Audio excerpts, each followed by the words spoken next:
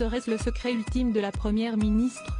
Avec la sortie ce jeudi 4 mai de la biographie écrite par la journaliste Bérengère Bonte aux éditions de l'Archipel et intitulée Elisabeth Borne, la secrète, les discrétions autour de la première ministre sont plus que jamais au centre de l'actualité.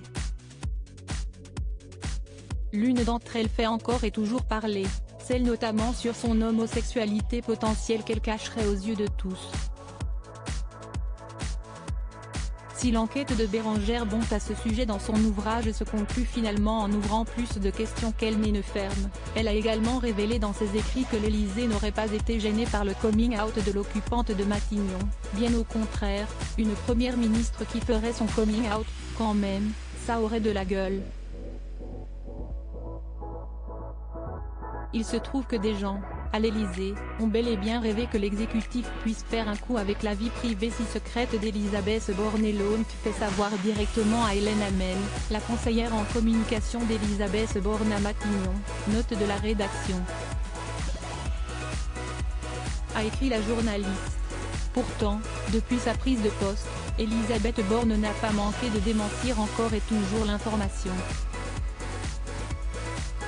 D'abord, dans les colonnes de Têtu, célèbre magazine traitant de l'actualité LGBT+, puis lors d'un déplacement à Orléans en août dernier, où Elisabeth Borne a déclaré « Si est le cas, je ne vois pas pourquoi je ne l'aurais pas dit ».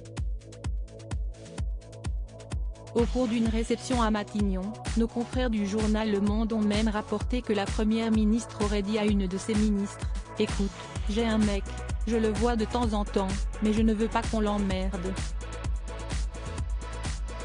Pour le coming out, l'Élysée pourra donc repasser.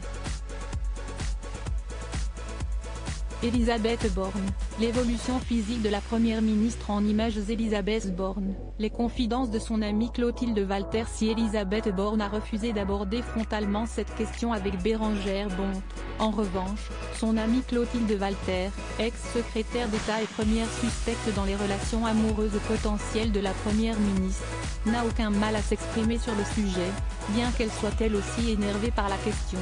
Moi, ça me fait rigoler, d'autant que si est il faut. Mais qu'on lui foute la paix. S'est-elle emportée? Au prétexte qu'on partait en vacances à deux et qu'elle n'avait pas de compagnon identifié, on était forcément lesbienne.